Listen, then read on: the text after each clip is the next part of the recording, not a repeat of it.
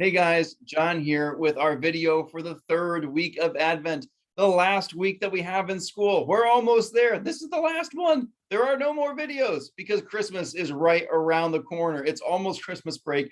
It's getting so close to Christmas Day. Our wait is almost over.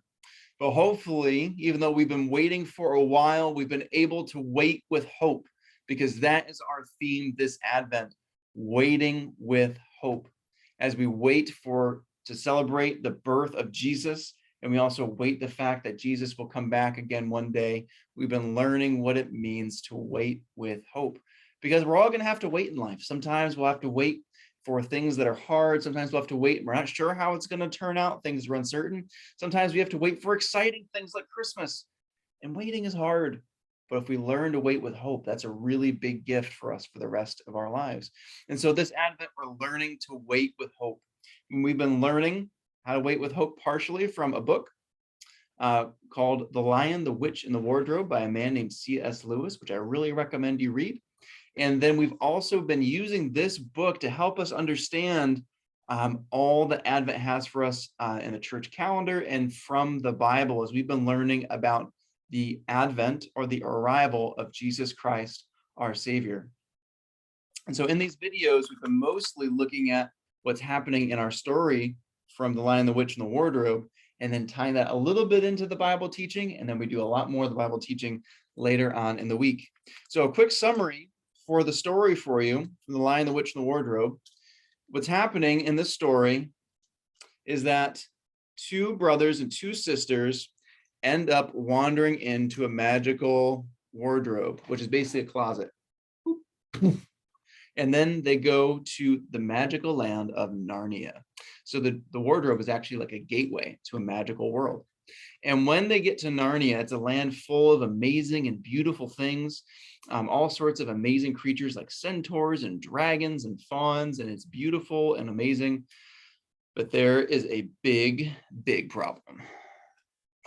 There's this lady, the White Witch, and she is evil and she is dangerous and she's simply not kind. She is not a good role model.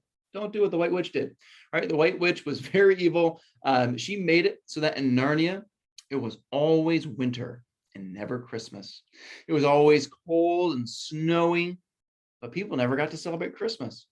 And if people didn't listen to her and do what she said, she would turn them to stone. She was not good. She was very evil. And so as the two brothers and two sisters journey into Narnia, they find out about the White Witch, and they find out that Narnia is a beautiful, but also right now a dangerous place. And they encounter our friend over here, Mr. Beaver. And he tells them about a prophecy. And remember, a prophecy was just a saying about the future, as a promise about something that would happen in the future. And he tells them that the Narnians have been waiting with hope. Even in the midst of the difficult circumstances that they've been in, they've been able to have hope because they have this promise that one day, two boys and two girls would come into Narnia, and that at that time, Aslan, the great king, the great lion, the true king of Narnia would come, and that the witch's reign would be over and things would get back to the way they ought to be. And then we saw in last week's video that Aslan was on the move. They began to hear reports that Aslan had been seen. There was effects that Aslan was there. The witch's power was breaking. Winter was going away. Get out of here, winter, right? The snow was thawing, the ice is going away, and the witch is upset because she knows Aslan is on the move. So last week we saw that the people of Narnia, the creatures of Narnia, the boys and girls, they could wait with hope because Aslan was on the move. There was a sign that the prophecies were coming true. Now, I'm not going to spoil the last bit of the book in terms of how it happens. I'm going to tell you what happens, but I'm not going to tell you all that happens. Go and read it. It is truly amazing.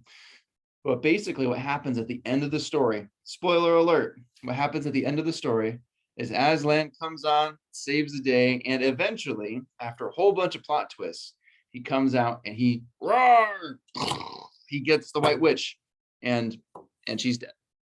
She's been vanquished, right? The White Witch goes away. She's taken care of. Aslan wins the day, and Narnia is restored. The winter is over. Everything is as it ought to be. The White Witch's armies are defeated, and the boys and girls are made kings and queens of Narnia, and Narnia enters a golden age, meaning everything really is as it ought to be. Things are beautiful. But then after the boys and girls are made kings and queens, Aslan leaves them to the work of caring for the kingdom, and there's an idea that one day he would be back. And so now their hopes have been fulfilled. Everything they've been waiting for has happened, right? The kingdom has been fulfilled. And now they're waiting for one day when Aslan would return, right? And make the kingdom even better than it is now.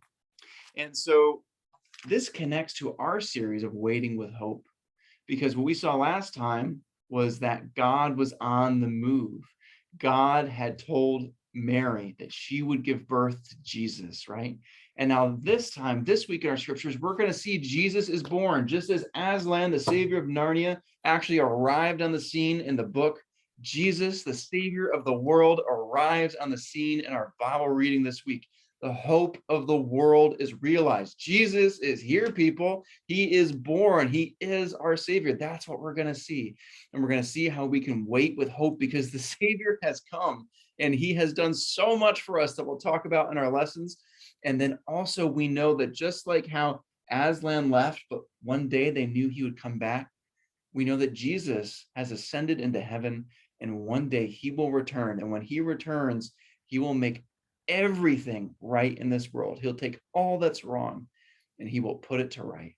So we're going to learn about this week how we can wait with hope, because we know our Savior has been born and one day he's coming back, and it will be even more glorious upon his return.